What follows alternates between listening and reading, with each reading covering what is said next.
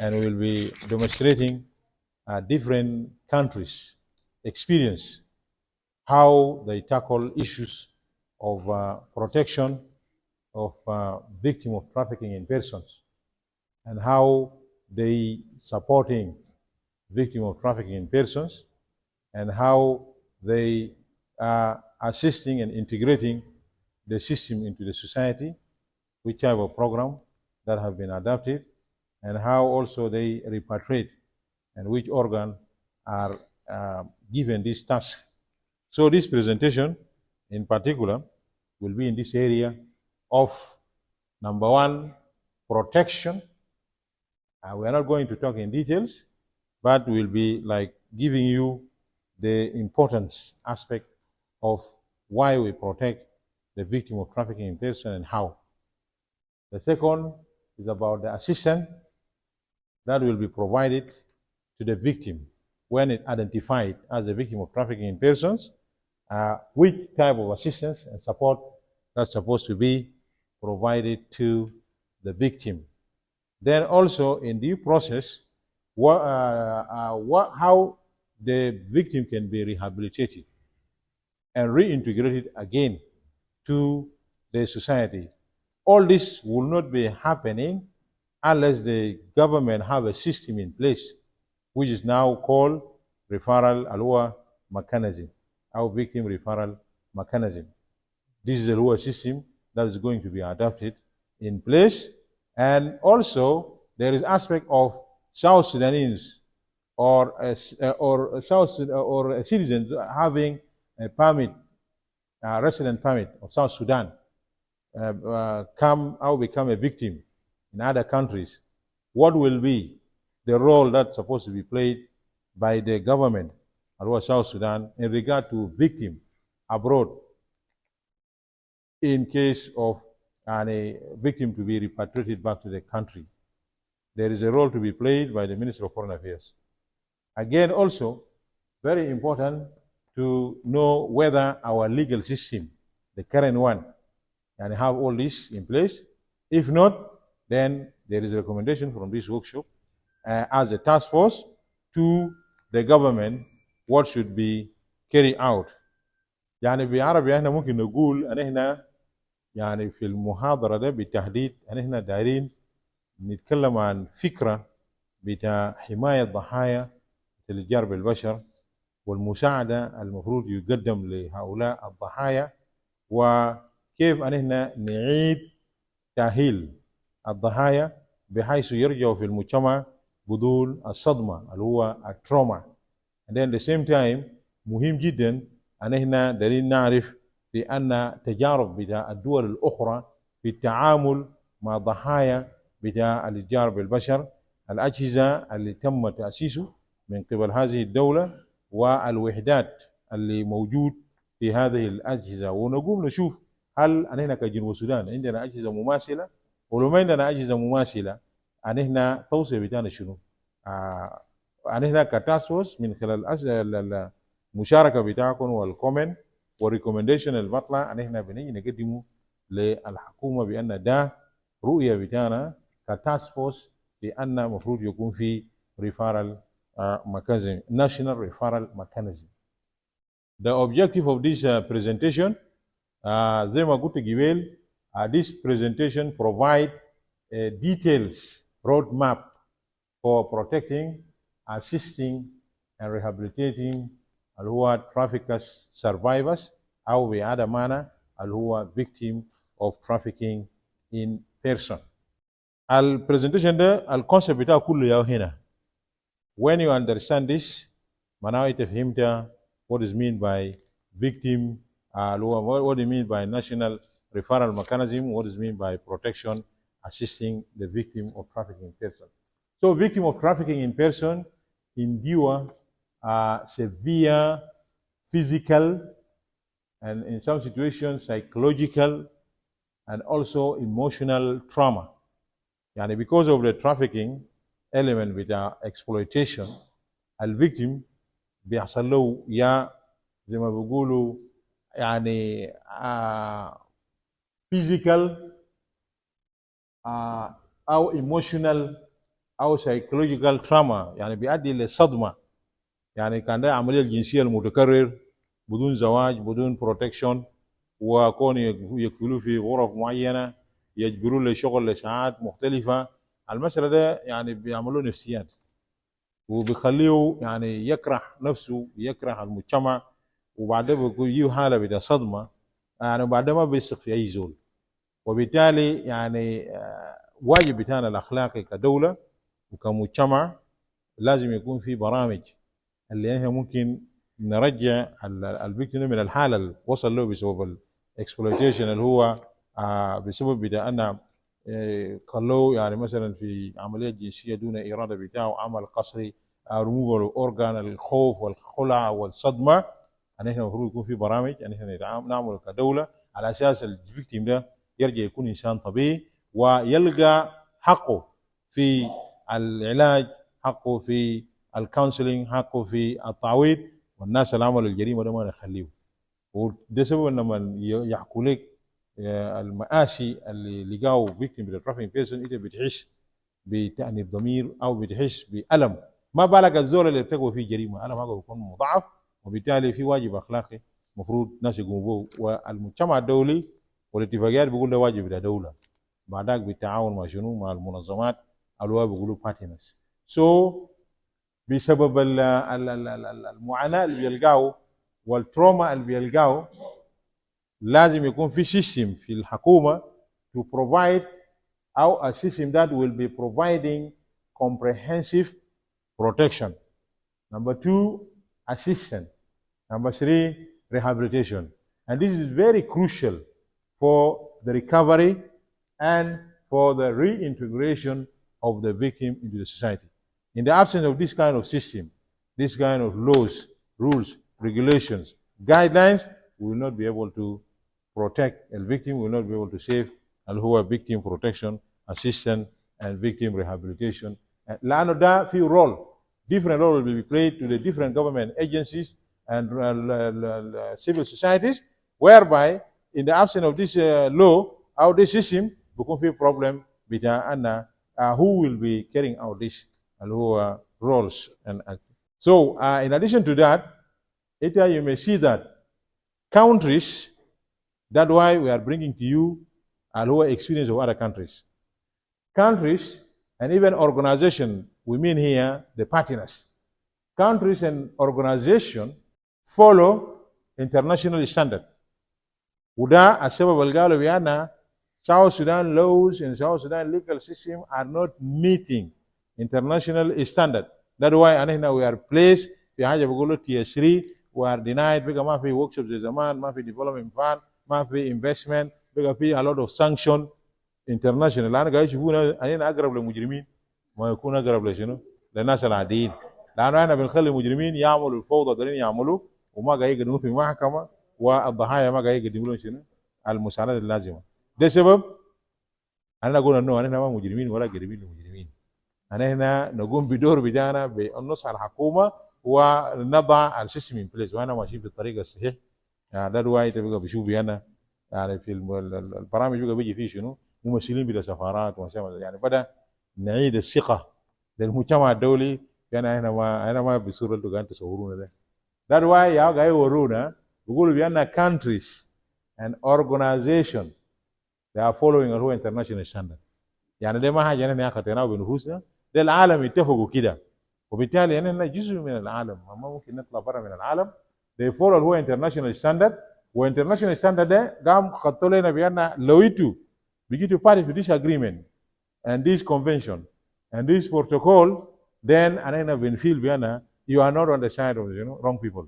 So انا بقول اوكي ورونا الكونفنشن ده شنو والبروتوكول ياتوا وما اعرف الاتفاقيات دي وين. بعدك جابوه والتاسك فورس بيتعاون مع البارتنرز، ناس راجعوا لقوا ما في حاجه كام. then we advise بان يا جماعه خلينا نكون part في this convention. So الستاندرد لما نتكلم عن international standard for combating trafficking in person, even for providing victims protection, assistance, rehabilitation, وما اعرف reintegration، معناه the first international standard is United Nations Protocol. وده قاعد يقولوا باليرمو.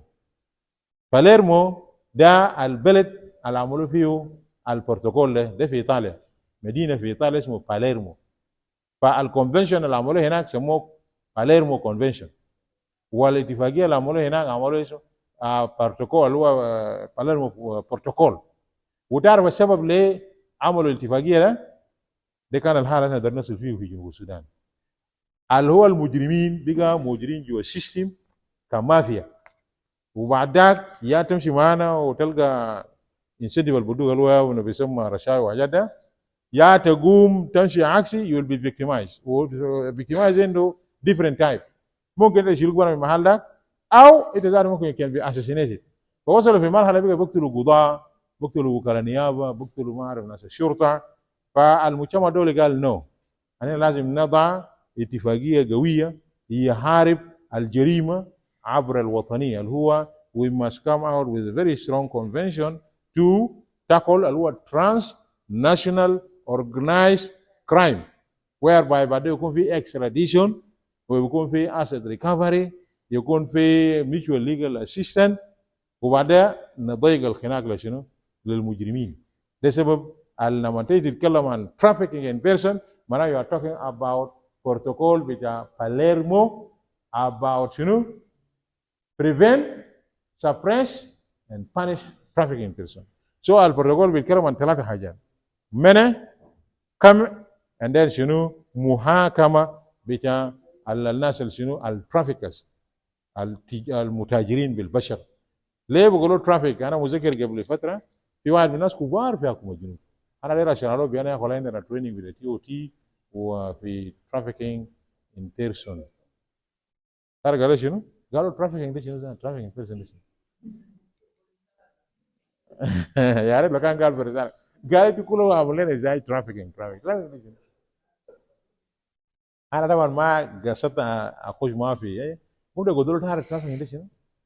قلت له في قبيله ما بوري سمته متخصص بس بيجوا جيني جام سوق ومالات معين كده بيسرقوا عيال. انا كان عيال جانا سرقوا وناس باشا ارتقوا كده، قال جانا خطفوه. الجنة ده ما قدر يرجع، ودي في كوميونتي هناك ومش يطلع حاجه ثانيه هناك بيستغلوه هناك. سو الخطف واستغلال بتاع عيال بتاع كوميونتي ثاني في كوميونتي ثاني في حاجه against their will، او حتى لو كانوا according to their will، ده جريمه. العالم قال ده ما جريمه صغير، ده جريمه انترناشونال ترانسناشونال. سو ده ترافيكينج. قدروا تاني نمرة 2 نمرة 2 قدروا نمرة 2 انت عينه عيال صغيرين بنات يعني لسه في بدايه، وطبعا شكله بيكون مغري، براجع يوزل زول كبير، يمكن بالمره الفرق بيكون 20 سنه 30 سنه. سو لما نيجي يقعدوا راجل ومرأة حتما يعني بالنسبه للراجل هو ممكن بيلقوه متعه، لكن بالنسبه للبنيه الصغيره ده عذاب وده الم، وممكن في بعض الاحيان ده يجوا الرحم بتاعه برا، لانه في فرق في الحجم ولسه ما مشوي هنا. يس في ظروف زي ده، في ظروف زي ده يعني انت بيكون سببت اذى، عشان لانه الجنة ده فولنربل، لانه هو ما عنده سلطه على نفسه، عنده سلطه ممكن يجري من بيت، بعد مره تلقى ابوهات يا بيعمل الكلام ده. سو ده استغلال سيء جدا لشنو؟ للطفل. عدد ده انترناشونال كريمنالايز، قال اسمه شنو؟ بوست ماريج ايرلي ماريج از ا كرايم. قال المجتمع دول قال مش كرايم ساكا ده ترافيكينج. سو اولسو ايرلي ماريج بقى ترافيكينج، عشان بقى الناس ما يقولوا ده عدد تقاليد انترناشونال ده ترافيكينج. ثاني الحاله الثالثه بيقولوا يا اخي ده مش العيال بتاعنا بيقولوا فقبوا المشردين اللي بينموا في شوارع ده ما عندهم كم نفر، لكن كل يوم قاعد ينقص، ما بزول قال يسال قاعد ينقص وين؟ بس بديسابير ديسابير ديسابير ديسابير. انت لو تابعت انت هتلقى نهايته بان في ناس بمشي يتاجروا باعضاء بتاعهم، وبعد ذاك بشنو؟ بيخفوا الجثه، شال جداه في بير ولا جداه وين؟ ليه؟ لانه في تجاره بتاع الاعداء. اورجان ريموفال ده ترافيكينج، ده حاله نمره 3. حاله نمره 4 مناطق بتاع مناجم اللي بيعملوا فيه ذهب وحاجات كتير وكده، ناس بيشغلوهم هناك في ظروف قاسيه جدا، لا في معلوم كويس، لا في مويه زي ناس، لا في اكل، لا في يعني في ستاندرد بتاع الشغل، وبعد ما في عيال صغيرين بيشغلوهم هناك. التشغل زول في ظروف تحرمه من كل الحقوق الاساسيه الموجوده في الاتفاقيه، ده بيسمى ليبر ترافيكينج. سو وبعد ذاك يجي الطامه الكبرى. وده انا شفته بعيني في واو، وربما يكون في جوبا هنا انا ما شفته كويس، لكن وروني مناطق بتاعه بكابسوا بنات من الريف ويبقى زي 30 بالمره دي بيجي يقول اسمع مولانا انا والله ممكن اجيب لك بنيه من بلد يجي يساعده مره بتاعتي. الايديا بكون هاي ما هو مشكله، ما جاي يشتغل كلام بقروش. انا ما عندنا قانون للتنظيم بتاع الاعمال المنزليه، في دول برا في قانون الوري حقوق بتاع الزول شنو وقلت له مرتب كيف وكده وما اعرف ايه.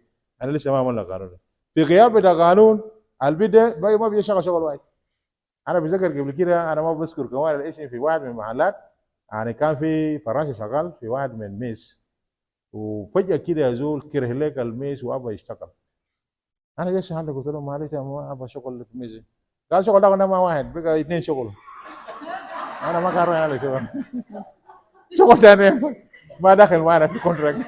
ها وده ما كويس، يعني في ناس بيعملوا استغلال لحاجات زي حتى انا بذكر واحد من الوزارات في ميس متخصص للناس الكبار، يلا كل مره بودي فراشه هناك، فراشه بيشغل اسبوع بيجي كلم لي زول تاجر قال والله انا ما ادري اشتغل انا بس في شنو ما في. يوم ثاني 3 نفر بيشغلوا بيجي بيشروا برجعوا ورا. اخر حاجه الزول بتاع الحسابات داير يكتشف، الزول بتاع ادمنستريشن داير يعرف السبب شنو، فقام راسل لهم فراشه الولد الصدر لسه اللبن بينزل في قماش الشكل ده كده يعني. زول راجل ما بكون اتراك لراجل، لما وديه هناك عشان يمشي يندف بس يندف المال ده ترد قال ما دارين فراشه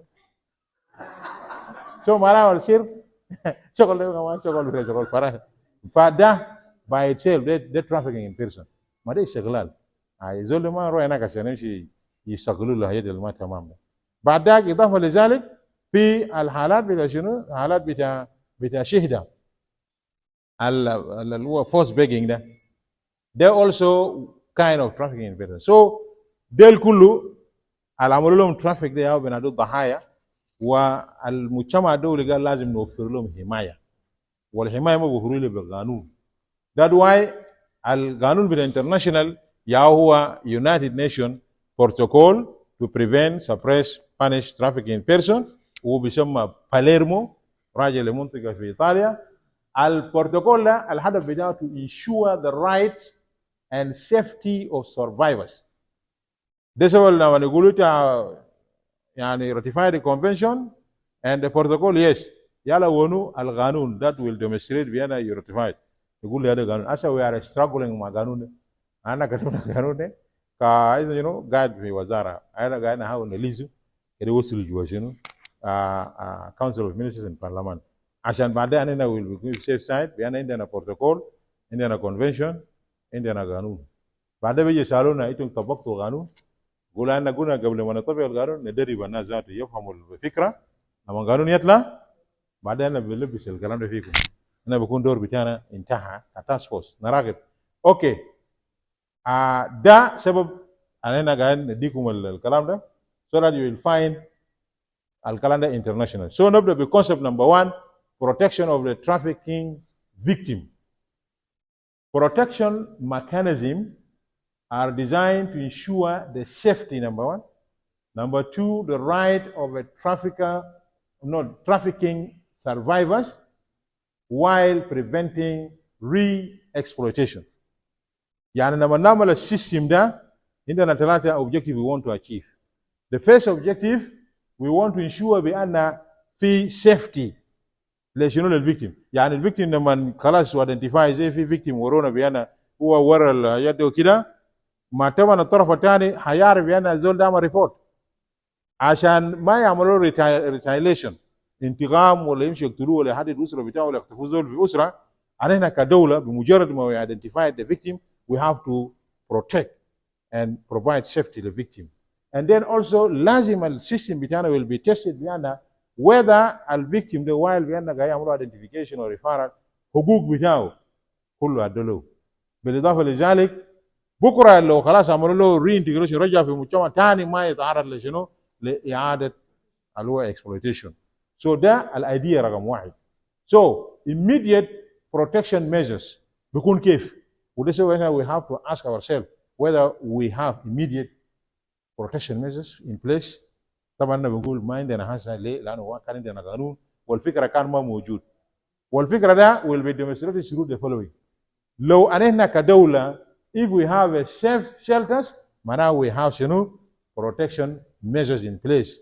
If we have a police that يعني provide this protection, then أننا معناه عندنا protection measures in place. So to have a safe shelter, victims need secure and undisclosed housing to protect them from trafficking. يعني الترافيكينج لو بيجا بنات وخطوه في محل هوش معين ولا فندق معين لازم يكون في محل even الناس اللي شغالين هناك ولا الناس ما يمشي يعملوا also استغلال لهم جو هناك. لازم يكون في محل secure protected. Number 2 البوليس لازم يكون في high risk victim may require witness protection program or relocation assistance. يعني بعد مرات انا دايرين نسال البوليس ستيشنز او البوليس از اللي هو مين فور بريفنشن بتاع كرايم هل they have a system and ability to protect the witnesses. protection بتاع witness بعد مرات بيتطلب witness ده بيشيلوه من المال وقاعد فيه ودوه مال ثاني ما بيكون معروف. ويبقى بكره لما نجيبه في لما نجي ياخذ اقواله في الكيس دايري انت ما بتلقى اسم بتاعه الا النيابه وقاضي بيعرف. ويبقى لما يجيبوه في محكمه بيجيبوه بعربيه ما بيعرف انا ويتنس في العربيه ده. ولما يجي يدي اقواله في المحكمه بتسمع صوت والصوت ده will be twisted. حتى كان انت you want to trace ده صوت منو ما بتعرفه. ده كله ليه؟ عشان الزول اللي هو قاعد يدي اقوال دي بكره ما يمشي يفتش اهله ويقتله. لكن انا لو سالنا سؤال السيستم ده فيه ما في كويس ليه ما في؟ لانه 1 2 3 يا واحد ناس قاعد نقول نو يا حكومه لازم نكون عندنا immediate protection measures to have a safe shelters, to have a police protection whereby they can be able to protect witnesses. ويكون عندهم program بتاع witness protection even they will be able to demonstrate يعني how to protect witnesses. وده شغل بتاعنا لازم we have to advise. Also البروتكشن ما بيكون بس only في shelter and protection بتاع police. في also legal protection. The victim need also legal protection. Legal protection that victim must be shielded from criminal prosecution for offenses committed under coercion like illegal migration. قبل قاعد تقدموا يعني تقديم بطريقه كويس وده بوري بين الناس فهموا الكونسبت وده يعني بدينا امل. يعني احنا بقينا ما برانا في المركب ده احنا بقينا كتار وجابوكم هنا عشان تكون ترين اوف ترينرز. نفس الافكار تنقلوا لاكبر عدد من الناس. So هنا legal protection ده international community they want to see whether our legal framework يعني protect the victim of trafficking not to be prosecuted. لأنه already victim. And then why you going to prosecute him for مثلا illegal migration to the country. تقوم تخلي الموضوع نقول حسنيه بشنو ناس بشنو. تخلي الموضوع الاساسي تودي ناس لموضوع طرفي. الفيكتيم ده بالقانون لازم يكون في كلوز ماده في القانون whereby اللي هو الفيكتيم بتاع trafficking person should be يعني should not be prosecuted في الكيسز related للترافيك حقه. سواء كان ده هو جابوه بورق مزور ولا دخل البلد بطريقه غير مشروعه وكده. ده international principle. أنا ما عندنا مادة ده في القانون. لو في زول شافه ممكن يورينا ده في القانون يعني عقوبات ولا إجراءات. لكن شنو؟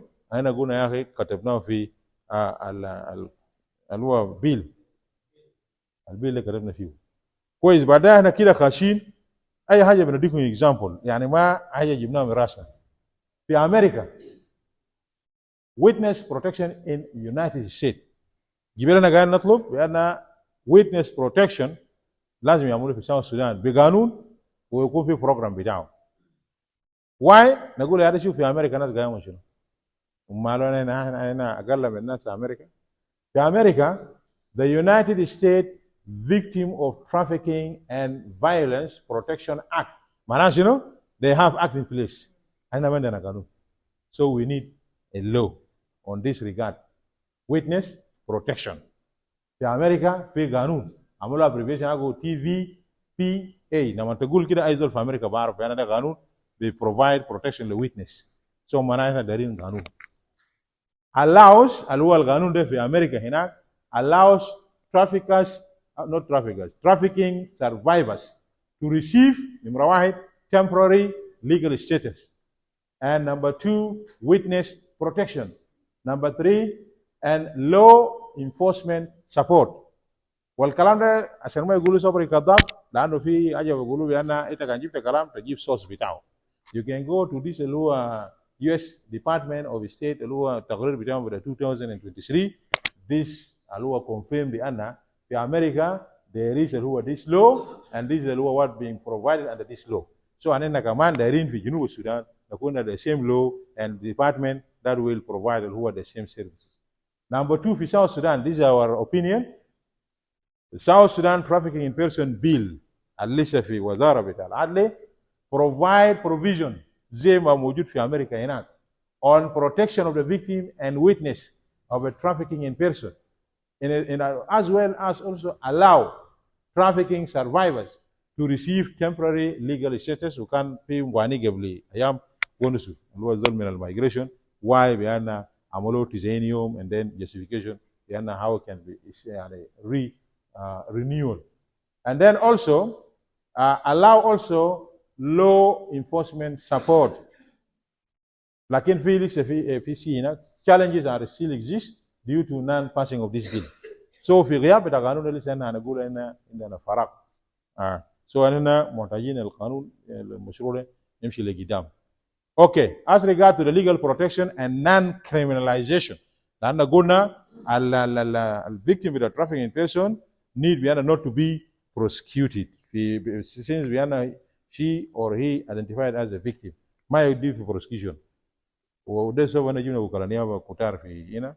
So بكرة لو they come across cases عنده علاقة ب trafficking in person أول حاجة لازم يتأكدوا بأن الفيكتيم ما بيقدموا له محاكمة في إذا كان هو traffic في الكيس بتاع traffic أجل بتاع migration and documentation اللي عملوا فوج فيه. So many victims are forced into illegal activities by traffickers, such as prostitution. What's prostitution? Prostitution. بالمرة الناس بيلخبط. يعني العملية بتاع الدعارة اللي قاعد يعملوا ده prostitution. يعني هو أجبر. يعني ضغطوه وقاعد يعمل بدون إرادة بتاعه. So ما ممكن تيجي تعملوا prostitution في كيس بتاع الدعارة while بيانو victim. دي الأيديا.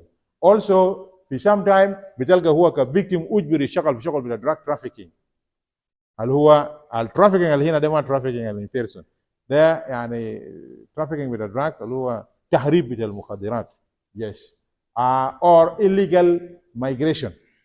So based on اللي هو لانه هو يعني put in this condition without their consent, government must adopt a victim center approach. وعشان يعرفوا بأن ال government adopted this system, we have to examine the following. That number one, في القوانين بتاع الدولة, there is exempting victim from prosecution. So الناس بيجي بتوع القوانين بتاعنا كده penal code ما أعرف قانون شنو ما بلقوا الناس يقولوا South Sudan ما adopt this system.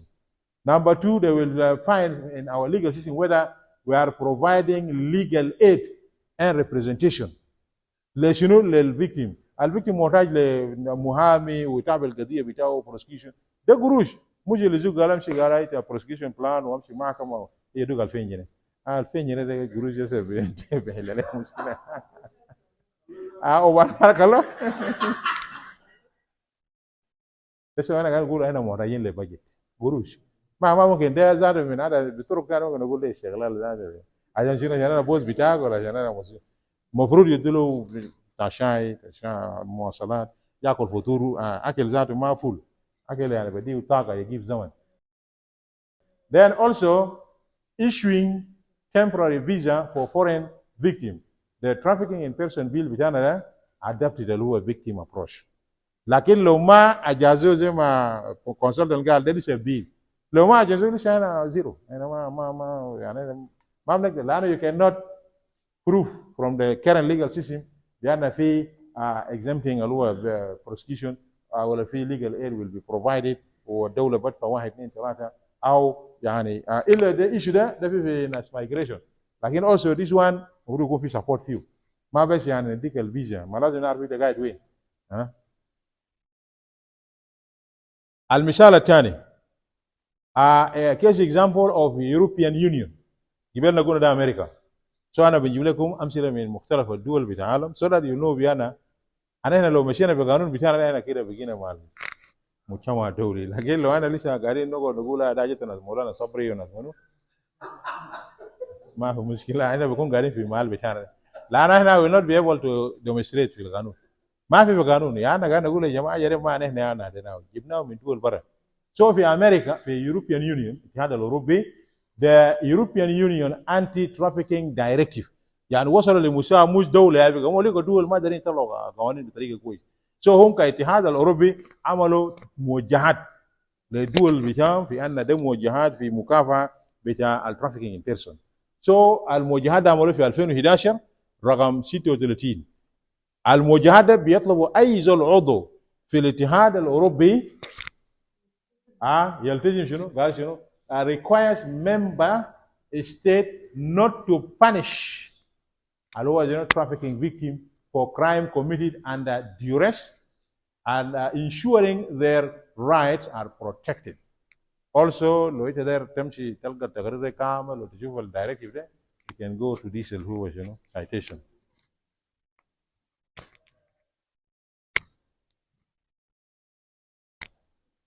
Point number 2, assisting and supporting trafficking victim. يبقى لك انا قاعد protection victim ما يحكموا. يا جبنا لكم مثال من امريكا من الاتحاد الاوروبي. بعدها نشوف جنوب السودان موافق ولا ما موافق. نجي بقى assistance and support of the trafficking victim. A comprehensive assistance program help trafficking survivors regain control over their life. لأنه لو أنت ما عملت يعني help للtrafficking survivors صعب جدا يعيد الثقة لنفسه ويعيش كمواطن عادي بيكون يعني في نفسيات. So this type of assistance بيكون شنو؟ You have اللي هو medical and psychological assistance وانا بشيد بممبر من التاسك فورس قبل يعطاكم experience بتاعه يعني how they are dealing with with the survivors so that the survivors بقدر شنو يدي المعلومات ويقدر يتعاون to regain اللي هو ويقدر يعيش حياة طبيعية. So emergency medical care for injuries, malnutrition and infection. لأنه sometimes هو بيجي في situation وجيب الكونسلتنت وراكم الكلام ده قال اي حاجه ثانيه انك لازم يدوه كان ده ايه السكر ولا ده شنو ولا ده مويه ولا شنو so that at least حسب السيتويشن اللي هو فيه. And then long term health service including productive اللي هو health and mental health support, trauma counseling and psychological therapy, yes, to help survivors recover from اللي هو PTSD, anxiety, and then also depression. لأنه ده ير بتاع ناس بتاع الأطباء النفسانيين ده مصطلحات بتاعهم بقدر يعرفوه وبقدر يتعاملوا معه. So السيستم لازم يكون عنده المقدرة to provide this kind of medical and psychological assistance. Question أنا هنا في قانون الحالي أو السيستم ما في. So شيلنا الكونسيبت ده زي ما قلنا لقيناه في أمريكا لقيناه في الاتحاد الأوروبي دخلناه في بيل. البيل ده بقى فيه حاجات كتير. اوكي. مثال قلنا ما نقول قلنا زي بس الاتحاد الاوروبي جبنا مثال من المانيا جرماني عندهم حاجه بقول شنو جرماني سايكولوجيكال سبورت سيرفيس. سو لما تمشي في اللي هو في السيستم بتاعهم الجرماني provide free psychological therapy for trafficking survivors, helping them cope with the trauma and reintegrate into society. الكلام ده ممكن تلقاه في ديسل هو شنو citation. لكن سؤال مش وجوه خلي زول فيكتيم ولا ما عارف ترافيكينج في حاجه يعملوا بدون قروش في المستشفى يلا كيف يعني الفيكتيم ده هو فيكتيم وزار بالمره ممكن يكون جاي من فنربل كوميونتي ولا من دوله ما بيعرف وين يلا لما تاخد قروش قروش قروش قروش وفي محلات ذلك انت ما دفع قروش والله بعينك زي كلب ما بيجيبوا خبر بذلك ولا حتى بندهم سكر يدوك ولا يعملوا فحيص. سو السيستم ده بيقولوا بأنا بعمله فور فري. لسه وانا قلنا في المانيا لو دارين تكونوا زي كواجات كده سيستم ده يعملوه فور فري. افارقه كذا في تانيين افارقه كويسين كويس. Legal and financial assistance. Victims need legal guidance to navigate court cases, compensation claims, and immigration process. This is not the case in South Sudan. I have any groups with that. I'm better if you barami bitana tania, but mean aridena. خلينا نقرا في محكمة كله قروش قروش قروش قروش قروش. السبب طبعا ما في قروش وفروا للجهاد ده عشان تكتا. بعد مرة ذلك كان بيجا ممكن شغل يجي فلوس. وده ما كان الكيس. أنا بنقول الخدمات الزيادة مفروض الدولة يعني تتحمله وتديو for free. ليه؟ لأنه فعلا حاجات ده ما بيقدر يعملوا مجاني. لكن الجروجة لأنه ده فيكتيم مفروض شنو؟ يعني الدولة يساعده. والسيستم بيقول مفروض يكون في حاجات ده for free. So legal aid program. Free legal assistance for trafficking survivors. حسب بدك تجيب لك محامي من سوق ولا يمشي يدافع عن زول هو بيقول انا بركب مواصلات بشنو؟ انا باكل فطور وين؟ وشاي واطلاع وما اعرف ايه، وفعلا ده من الحق بتاعه، لكن في منظمات وبجت في دوله بتخصص للشغل ده. So financial support compensation program to help the victim rebuild their life. يوم اللي بنسمع في برلمان كاي قدموا بان الدوله خصص this amount of money for legal aid وكذا تقول هللويا الله اكبر، وانا خلاص انا ركبنا في الطريقه الصحيح. لكن البجت بيعملوا بكام بليون ما في حاجه كده الليجل سبورت ولا فيكتيم سبورت ولا حاجات بتاع قانون ده. سو لسه انا ورا. سو احنا اولسو قلنا يا اخي حتى لو كان ما عندنا الحاجات دي حاليا خلينا نحطه في قانون. سو كمان الفكره ده حطوه في شنو؟ في قانون بتاع ترافيكينج ان بيرسون. طبعا امبارح كان في سؤال يعني انا اتكلمنا عن بروسكيوشن بس انا بس امبارح لانه احنا ضيقنا المحاضره سو تو كونسنتريت اون البروسكيوشن. هسه ده كله كان شفتها كله victim protection assistance rehabilitation and different experience from different countries. سو هنا another example ده بيبقى مشينا لبلد اسمه تايلاند. سو عشان نقول هنا ما ناس سهلين، هنا بنلف العالم كله ما في انترنت. انا ما سافرنا هناك لكن بس دخل هنا كده تتصل هناك سريع جدا تجيب المعلومه تاخذه. So Thailand عندهم سيستم بتاع compensation fund for the trafficking victim. قبل انا قاعد نتكلم عن في also system بتاع free prosecution and court fees.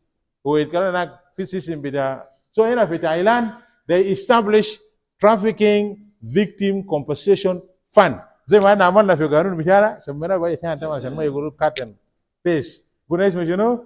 trust fund account. لكن سرقنا اصلا الفكره. ما هو كده الناس بيستفيدوا من الافكار بتاع بعض. ده سبب هنا عندهم هناك اسمه اللي هو زي ما كتبنا compensation fund that provide financial support to the survivors and help them recover economically. So هنا ممكن ذاته في العقل الصغير ده في المستقبل لو فكره مشى انا بيني اقول اوسا كده اعملوا فان ثاني للكومبنسيشن لانه ده قروش بتاعه بسيط لانه قاعد نعتمد على شنو؟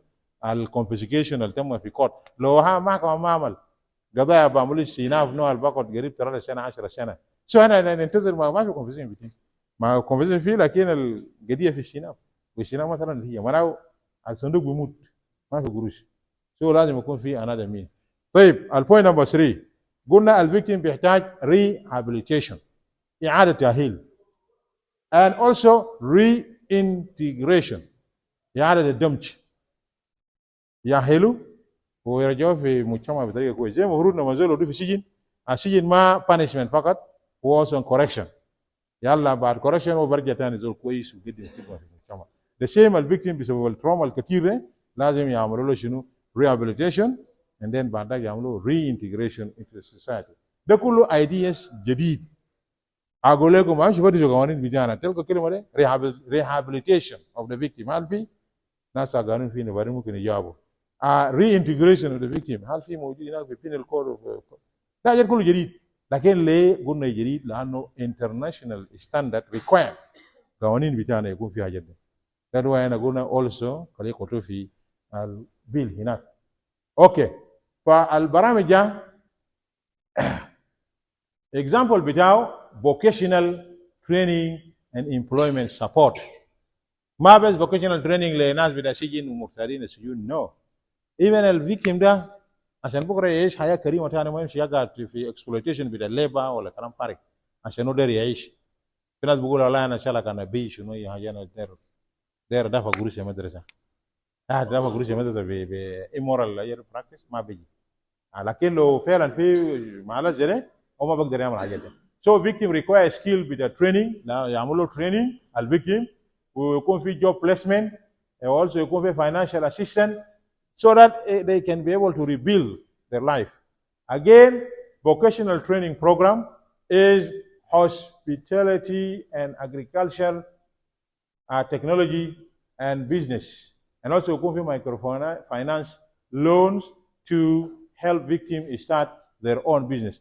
الناس اللي عندهم قروش في جنوب السودان والناس الغنيانين ده لو هم فعلا سيقدروا دخلوا الجنه زي ما الناس بيقولوا في كنيسه ولا في مسجد، دي اول ارياز المفروض زول يعمل فيه عمل. في كلام بيقولوا بأن زول لو موتوا من ناحيه بتاع الدين ده في الاسلام، لو زول مات خلاص اجتك هل تعملوا كويس كله ولا كاب ولا امارات بتاعك الموجود وعربات والكلامات ده باكر هنا ما بدخل معك في قبر. الناس حاجه اللي بيعملوا انت كان باين ولا بيجي تطرد الناس من راس قبر هنا. هم بيمثلين يلبس قماشات اسود يكوري بستايل وحركات بس كده مريح في مال بيك هناك. الناس في سياسه ودمنا وقضيه ونسى خلاص انت بين انت مرهوم وما في زول ثاني جايب خبرك. التعب ولا تعبان في الدنيا ده كله قروش وامارات وعربات وفي ايه اخر هنا سؤال انا ما بلقوا فوق ولا ساكت كوميشن ما تبقى جو قبر تلقى كوميشن ايه ما في. لكن ربنا قال نو في 3 حاجات ممكن يبوصوا لتجوا هنا 3 بس. قال شنو؟ قال لو انت خليت ولد كويس، لكن كمان ولد كويس على شنو كان هو برا في الكنيسه ولا برا في ذكرته.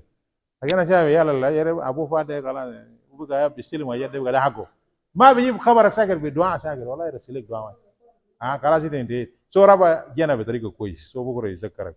جانب الثاني اللي هو عمل صالح يا كان خليت عمل صدقه جاريه خليت مثلا يا مستشفى مدرسه حاجه ناس قاعد يستفيدوا. وانس ناس قاعد يستفيدوا هنا ربنا بيذكرك كل الاجر بيمشي لك وانت ميت. يوم القيامه بيكون مشيت برصيد حاجه كان مثلا 10 لكن يجي تتفاجئ بان الرصيد بتاعك مليون. فتره الدنيا دي كلها جد كان شغال قبل ما ينتهي كله ماشي هناك. لكن الزول ده راكل لنفسه. الاخر اللي عمل صالح وولد صالح والثاني شنو؟ علم الاشياء الناس بيتكلموا هو ده. عندك كلام كويس ونسوا يمكن الكلام ده بغير زول كان غير زول ما ربنا ما بينسيه ما ده السبب في التغيير بتاعه. اوكي عشان نقول كلام ده ما جبناه كمان من راس جبنا اكزامبل بتاع بنغلاديش سو بقى ماشيين لاسيا مشينا امريكا ومشينا اوروبا سو وي ار كروسنج كده داون. انا ما رانا بعدين بننزل في افريقيا سو ده بقى في بنغلاديش. في بنغلاديش they have اللي هو vocational training for survivors. الناس الفيكتيم ده بعد ما تكملوا الاجر بتاعكم بتاع فيكتيم ريفارال وما اعرف ايه بيسلموا لنازل يمشي يدربوهم يأهلوهم وذاته زي كانوا بقول تاني كده ترى فيكتيم عشان يجي يدربوهم لكن ما كده عشان بيعيش حياه كريمه وتاني بعدها ما في سبب بيانا يمشي كابسو زي انا قاعد اسمع في كيس يعني زول جا كابسو في مالتا شاي على اساس بيانا ياخذ في مال شغل ودول ده قرش اكثر من ده. لكن ترى وين ده فولس بروميس كان ماشيين يعملوا حاجه كاب لكن ثانك جود بيانا هو ريسكيو في اخر الزمن. لكن ده كويشن بيانا هل احنا بنقدر نلقى الناس اللي كابسوا زول ده. بنغلاديش لونش اللي هو سكيل تريننج and micro loan program for the trafficking survivors, allowing them to start small businesses and secure a stable job. ده من الناس وول بانك ياو تستيفايد بأن الكلام ده حصل. زمان في السودان في حاجة ده لكن كان بيعملوا ببوليتيكال يعني اوبجيكتيف بيعملوا حاجات زي ده سكيل ده يلا بتمشي هناك بعلموكم يلا بعدها you will be recruited to become national congress party member. في ناس كتار دخلوا في براين لكن انت ما بعرف زول ما عندك خدمه. لكن انا ما دارين يكون بطريقه دي. انا دارين كمان حركه شعبيه اعمل زي عشان تزيد العدد الناس. فانت بيعملوا حاجه لكن باوبجيكتيف بتاعنا انت داير الزول ده عشان يرجع في المجتمع بطريقه كويس وبكره ما يشتغلوا ثاني. So education and social reintegration لازم يكون في access to formal education for the child trafficking survivors, and then also community reintegration program to prevent اللي هو social stigma. يعني زاد الناس المجتمع لازم كمان الليدرز وكده يجيبوه في كورسات زي يعلموه سو بكره زول بتاع ترافيكينج او هناك ما يكون في يقول هذا ما بني كان هناك نياكمو ناس فلان وما اعرف ايه وكده ناس بيشتغل هناك نو ما يوصفوا تاني بوصف ده المجتمع يكون شنو يتعامل معه ويخليه يعيش عادي. وصلنا في الهند في شنو هناك في نظام الهندي علينا لقينا they have حاجه بيقولوا freedom project for child survivors. لانه انا قاعد نقول الفيكتيم زي ممكن يكون مرأة ممكن يكون راجل ممكن يكون جنة. سو نازلين مشوا ادفانس بقى بالنسبه للعيال ده عنده برنامج خاص للعيال. يبقى قاعد نتكلم في برنامج بدور الناس ديون، في برامج بعمل لك تريننج فوكيشنال تريننج، في برامج بوفر لك ليجل ايد وهكذا. كهند قام عشان ده يكون يونيك they provide اللي هو انديا فريدوم اللي هو بروجكت. ده اسم بتاع البروجكت بتاعهم. This project provide education and scholarship. الناس قاعدة من جيوبنا. إذا يكون survivors يعني يدخلنا في برنامج. So يعني ناس مشوا بعيد. So they are providing education, scholarship, وبعدها community اللي هو reintegration for the children, rescue from trafficking, and helping them to rebuild their future. But also you can find the International Justice Mission 2023 report بتاعهم. أنا بتمنى يوم تاني نلقى في واحد من الحاجات ده ريبورت بتاع جنوب السودان سنة بيقولوا جنوب السودان حصل development في this area. Okay, نجي بقى ل repatriation and safe return of the victim. ده also واحد من ال kind of supporting. لازم يكون في شنو repatriation ده اللي victim اللي بيكون في دولة أجنبية. زي هسه الناس الأجانب الترافيك في ساوث السودان عشان يرجعون البلد بتاعهم أنا بنقول to repatriate يرجعوه في البلد بتاعهم. لكن عشان يرجعوه في البلد بتاعهم في إجراءات في حقوقه لازم يلقاه ولازم يتأكد بأنه وفروا له حقوقه دفعوا له تعويض وبعد ذاك يعني ما كمان يرجعوه بقوة زي ما مبارك نقولها. أي ما بيرجعوه بقوة خاصة لو خايف من الناس. So هنا أنا بنقول for the foreign victim repatriation must be voluntary and must be safe and also coordinated to prevent re-exploitation. Coordinated معناها لازم يدخل الوحدات competent authority وزارة الخارجية سفارة all will be involved and coordinate لغاية ما يرجع safely وبعيش ما يرجع تاني تسلموه لشنو للترافيكرز اللي عملوا الكلام ده. And then a safe repatriation procedure غالبا بيكون collaboration between the countries for secure repatriation.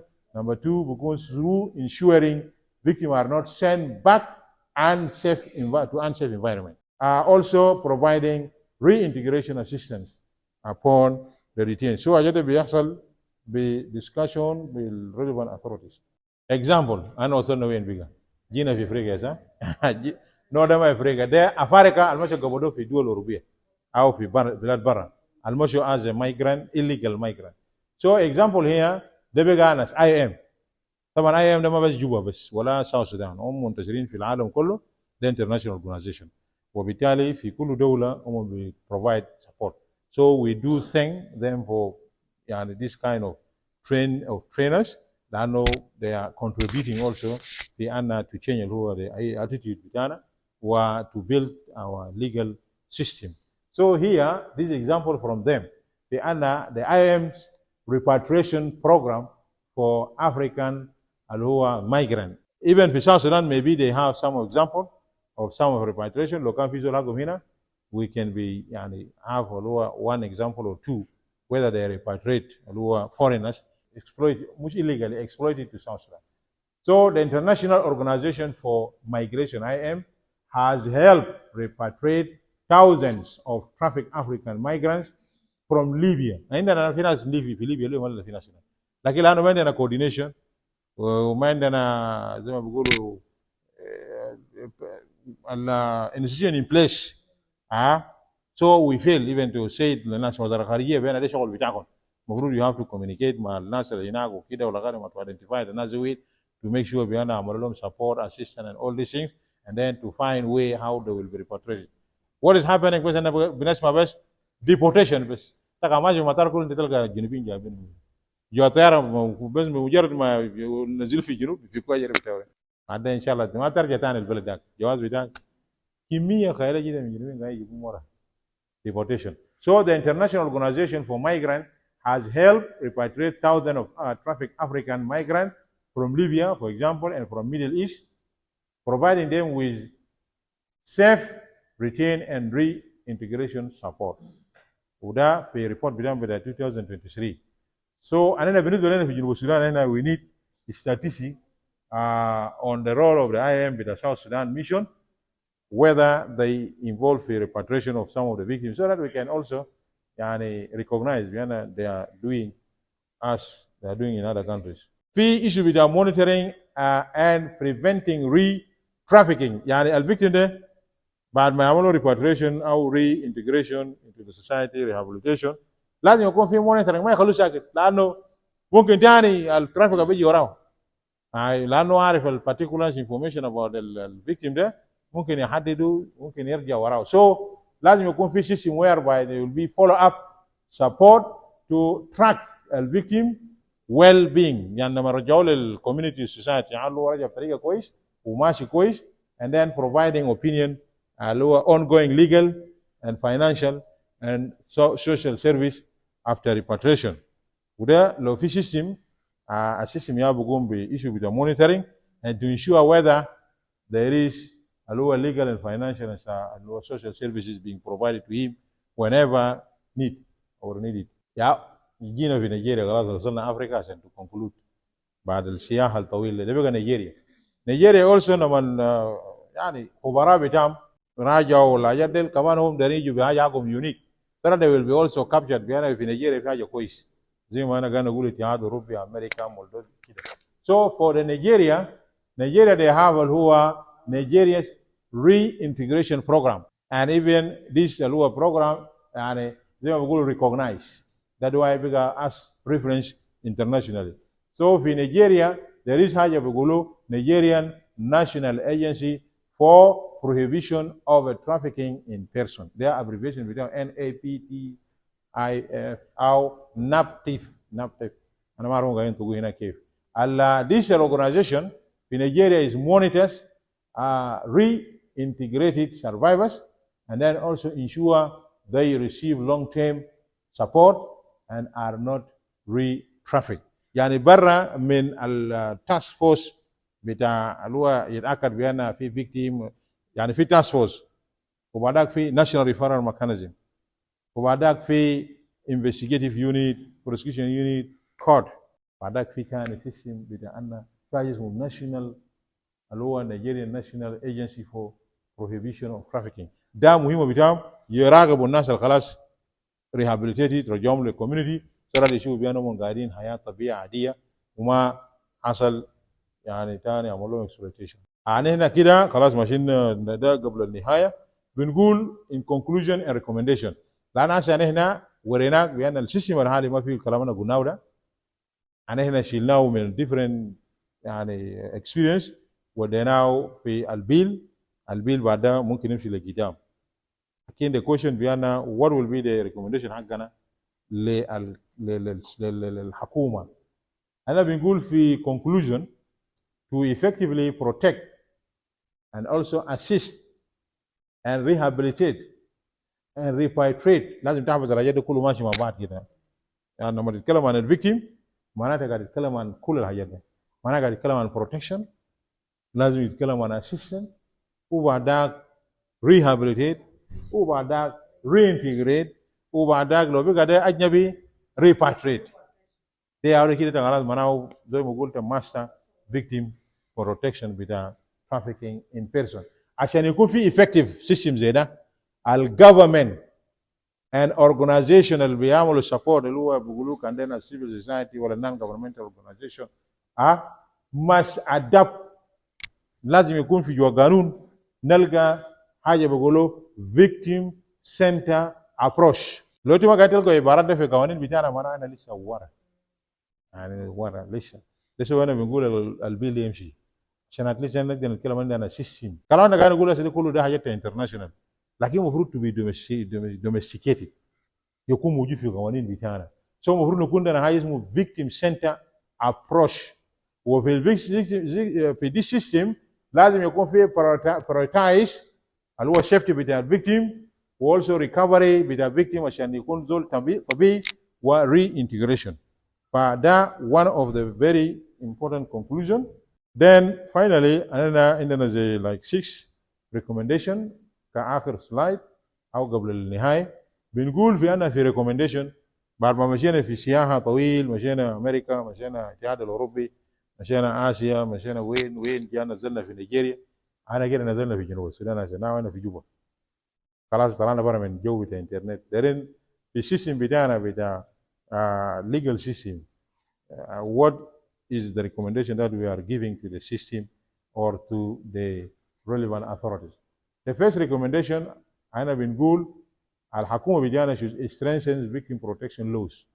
بأيديا بأننا ما في قوانين ده، أو لو في قوانين ده خليه يتأكدوا بأن الحاجات بتاع international قاعد يقولوا ده في هناك so that it will be strengthened، يكون أقوى مما سابق. لو في loopholes then loopholes will be identified and then I will propose amendment.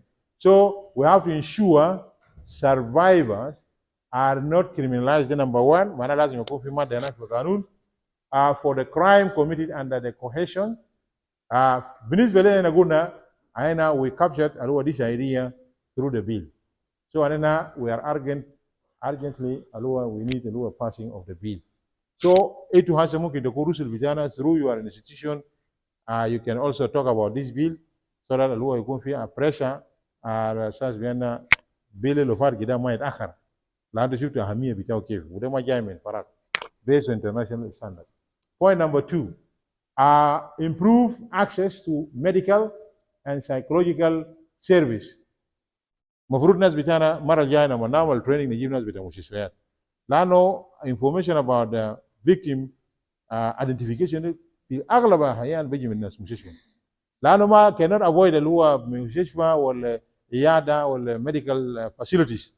فمن السيمتوم هو جاي لعلاج لحاجة معين ما أعرف إيه اغتصاب شنو، لكن الزول المدرب هنا من الأسئلة بتاعه بيعرف بأن اللي يعملوا غصبا عن الإرادة بتاعه وهكذا، وممكن يحولوا يا بيقولوا ريفارال ميكانيزم، بيقوم بيحول الفيكتيم ده ويعمل كوميونيكيشن. معناها محتاجين لحاجة اسمه هوت لاين أو محتاجين لسيستم بتاع ريفارال ميكانيزم وير باي بيكون فيري ايزي، بيعرف بتقول تليفون ده لمنو والفيكتيم ده بيشيلوه في محل داك، وبعد ذاك بيجي مرحله بتاعنا يحطوه في هاوس، وبعد ذاك السيرفيس بيجيه هناك، وبعد ذاك الانترفيو حتى ما يصل النقطه بتاعنا خلاص كل المعلومات في محله، يلا بعد ذاك بعمل ريفارل سواء كان للبوليس ولا النيابه وكده، وما في زول بيعرف يعني في شخصيه ده هنا وقاعد يعمل ريبورتنج.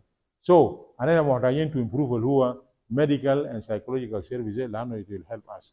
البوينت نمبر 3 expand economic empowerment program. ده عشان بكره لو الفيكتيم ده عملوا له يعني طلع من الحاجات دي كله دارين يعملوا ريهابيليتيشن، انا محتاجين لقروش، دارين يعملوا رينتجريشن، انا محتاجين لبروجرام اللي ممكن يعملوا فيه انتجريشن. ممكن ناخد فكره بتاع شنو تهندي الفوكيشنال تريننج ده، بعدين ممكن will be accepted هناك او she will be accepted ان يعملوا تريننج، وبعدك يعملوا تريننج، وبعدك also بيكون في منظمات وبيقبل الفيكتيم ده يشتغل فيه هنا. So provide survivors with the job training, financial aid and employment opportunities. البوينت نمبر 4 enhance cross border collaboration. ليه؟ لأنه كثير من الترافيك ده بيخش في البلد through cross border. لو عندنا train اللي هو officers وناس بتاع social welfare في الحدود they will be able to identify اللي هو دي victims through لما يجيبون يجي يعملوا تشيك بتاعنا ونو ورقه بتاعك ونو ناشوناليتي بتاعك ونو جنسيه ونو شنو عربيه دي في شنو and due process ممكن يكتشفوا بان في ضحايا في النص هنا وبعدين يحصل عمليه بتاع ريفارل. So لما نعمل enhance the cross border collaboration then it will be strengthened اللي هو the international cooperation for repatriation and also reintegration. لانه في border هناك you can identify اللي هو الفيكتيم اللي بيكون جايبينه من foreign country. So بعدك بيكون very easy في issues بتاع repatriation back and also issues بتاع أن how it will be reintegrated لأنه بيكون في يعني تعاون بين الوحدات في المigration بتاع two countries. البوينت نمبر 5 لازم يكون في حاجة بيقول له increase long term monitoring. زي ما قبل قلنا نيجيريا جاي عمل له وحدة بعد الشغل ده كله ينتهي الوحدة المتخصص يتابع يعمل تراك يشوف شنو الفيكتيم ده لما نعمل له ريهابيليتيشن وبيبقى في مجتمع هناك هل هو ماشي كويس so that to avoid بأن الفيكتيم ما تاني يعملوا ري exploitation. That's why أنا بقول لو عندنا كلام زي ده we have to increase long term monitoring by establishing follow-up support services so that it will prevent re-trafficking. هنا لو قبلنا الفكرة ده كدولة وأخذنا به I believe that we'll be saying by implementing these strategies and the best practice أنا جبنا لكم من مختلف الدول so that you will not feel بأن أنا قاعد وديك لحاجة ما بتعرف مودين وين جبنا لك ده by itself best practice and strategies في حاجات اللي كتبناها البسيط ده South Sudan can provide comprehensive protection at the same time support to the trafficking survivors and here will be ensure that they can lead a dignified and independent life. يعني ممكن يمشي يعيش حياة كريمة وحياة معززة وأن كده بنكون من غير ما نقول شنو من غير ما نمشي نسلي ده برافو يسال ممكن يدخل الجنة. بقول شنو العمل الصالح يعني ما قالوا ثروات الكثير نجا ناس بدور ثروات كثير سواء كان مسجد الكنيسة مع الصلاة برافو ما بدخلك جنة اللي بدخل الجنة ده شنو العمل الصالح وما هو شنو إيمان. يعني باختصار الناس بيقولوا إلى الذين آمنوا وعملوا الصالحات معناه إيمان يتبع بالعمل لكن إيمان ساكن نوع بتاع بريز لورد بس بونس كرامات عشان يقولوا زول بار بونس كويس بكره او بالتالي من هنا تلقاه اكبر زول بعمل فوضى بيناك وما اعرف ايه وقال يمكن قاعد يغش ناس لكن ربنا ما بيغشه. سو انا بنقول في الختام ده يعني كونسبت بتاع victim protection assistance rehabilitation reintegration according to the international standard. That's why we bring different examples, different case studies from different countries, different continents. Nigeria, and then we conclude until this moment, a system in place. You have to demonstrate ganun kida, mada kida.